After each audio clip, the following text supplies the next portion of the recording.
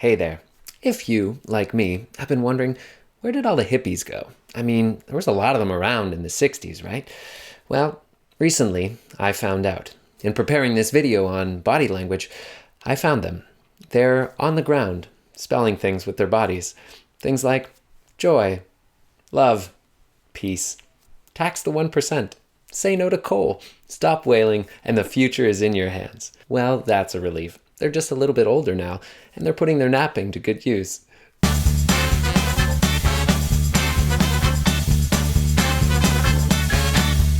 Hi there, Kelsey Toner here from Be a Better Guide, and today we're talking about how we as tour guides can use body language effectively to communicate that we're confident, capable, and that your guests have nothing to worry about with you in charge.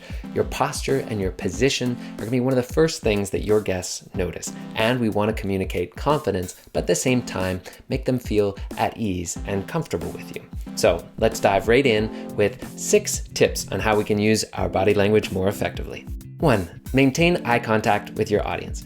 Eye contact is one of the most important elements of body language, no question. It shows respect and interest in your guests. So when speaking to your group, ideally you want to focus on individuals within the crowd. You'll spend 2 to 3 seconds making eye contact with someone here, and then move on to making eye contact with somebody here. And you kind of scan the crowd like this.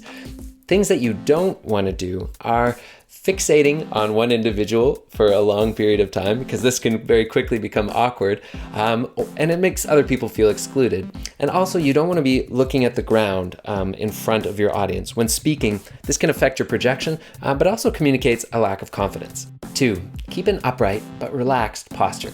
Whether you're sitting or standing, keep your back straight and your shoulders relaxed. Imagine someone lifting you up from the top of your head, and try and keep your chin about parallel to the floor. Now, this is just a guideline. If you're obviously taller or shorter, this can change a little bit, but this is a position that will make you appear most confident. Some things not to do are never ever turn your back to your audience. This is really, really common and a big mistake. Always be aware of your group, and if anyone kind of sneaks behind you, immediately reposition yourself so that everybody can see you. 3. Practice a firm handshake. In many cultures, the handshake is one of the more important nonverbal communication cues because it happens right at the introduction or at the beginning of our tour. Now, a firm handshake can give you instant credibility, while a weak handshake can make you appear fragile. So we want to avoid being too strong, crushing a person's hand. That's sometimes called the death grip.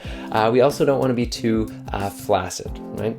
Another common mistake is gripping the fingers too soon, so you're way out here like this. Honestly, the best thing that you can do is to ask for feedback on your handshakes. Go to your friends, your family, colleagues, and ask them how they would rate your handshake. Then practice with them and see where you fall on that scale. 4. Make affirmative movements and actions. You can show empathy when someone else is speaking to you as the guide by nodding your head and smiling at that person. These are nonverbal cues that would fall into the category of active listening, but a really important body language when you work with people quite a bit. Now, this instantly communicates that you are engaged, that you're listening, you're interested in what they've got to say. Some things you want to avoid doing are looking over the shoulders of the person that's speaking. This is like an instant sign of disrespect. Secondly, pulling out your phone while someone is talking and you're listening. Leave the phone in your pocket. And lastly, avoid multitasking in your head, because there's a lot of sort of subconscious things that get expressed through our faces, through our eyes and mouth, that the people very often pick up the fact that you're not listening that closely. 5. Emphasize words with your hands. Talking with your hands and using gestures makes you a much more effective communicator.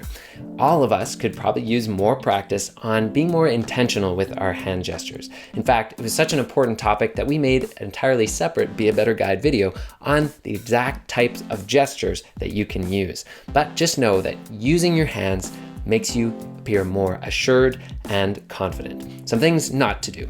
Don't keep your arms locked to your side, as this can kind of make you appear nervous, a little bit stressed sometimes too.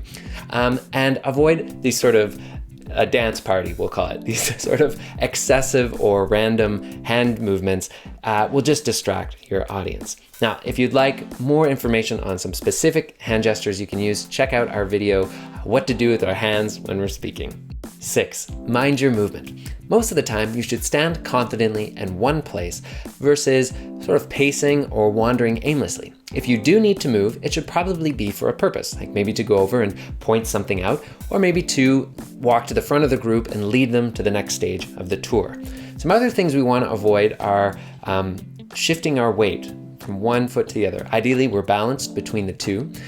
Secondly, we want to avoid fidgeting, right? You know, I was really bad at this, honestly. If I ever had anything in my hand, I would be playing with it. Sometimes I would wring my hands like this.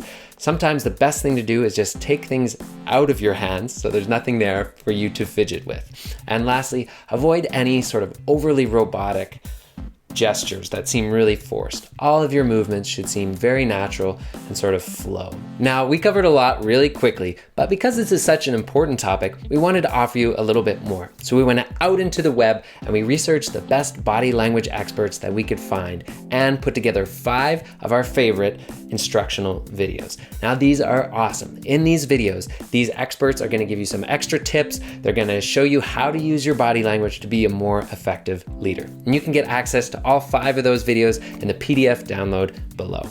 But before you go, we'd love to hear from you. What advice do you have for using body language on tour? Were there some maybe mistakes that you made in the past that you corrected, or other advice for new tour leaders who are out there getting started? Thanks so much for being here. Please pass this video along to anyone you think might find it useful, and we'll see you next time. I just spent a couple moments looking up jokes relating to body language, and there are none. So I figured we'd just end on an awkward pause.